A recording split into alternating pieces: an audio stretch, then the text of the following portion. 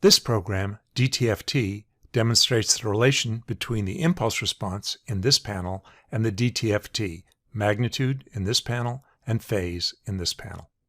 You can specify the sequence h of n with these two coefficients, b and a, which are the coefficients of the numerator and denominator polynomials of h of z in terms of powers of z to the minus 1.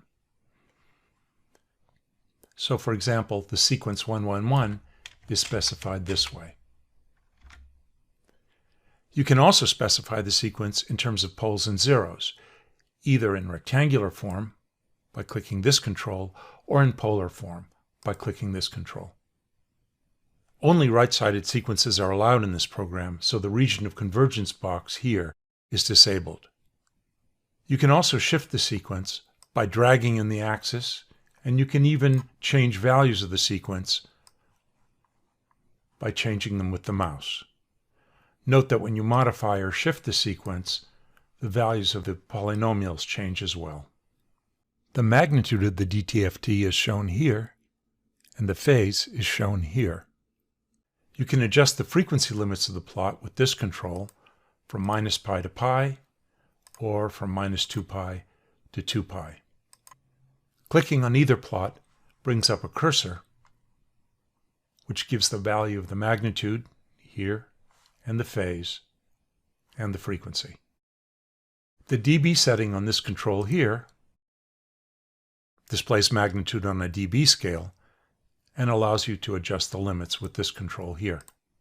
The amplitude setting is useful for demonstrating the phase of linear phase systems, such as this example. It converts the magnitude display to amplitude and removes phase discontinuities of pi. So when you shift over, you get purely linear phase. By default, the phase is wrapped and it's scaled, and that's controlled by these two controls here. However, you can scale the phase to different scales by removing the auto scale and changing the scale manually.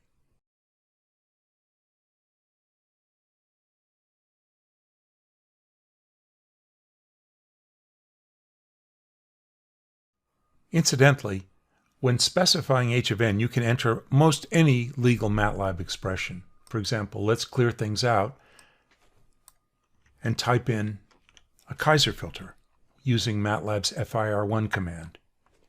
And there it is. But be careful, the program does not perform any error checking, so if you enter garbage, the program will likely not exit gracefully. You can write out a filter that you've created using the write command, and you can also read in a filter that you've created with one of my other programs. For example, this is an elliptic filter. You can read in a sound file,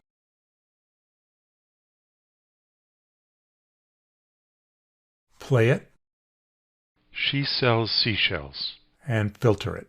She sells seashells. This program is one of a suite of programs that I have developed to explain DSP concepts to my students during lectures.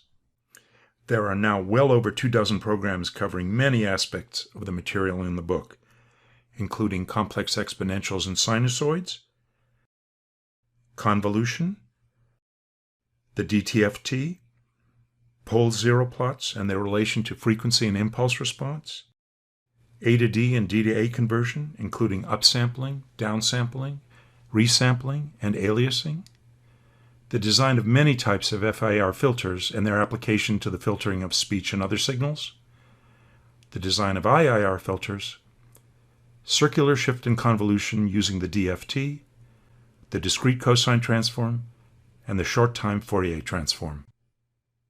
A selection of these programs is being made available to instructors who are currently adopting the book in their classrooms.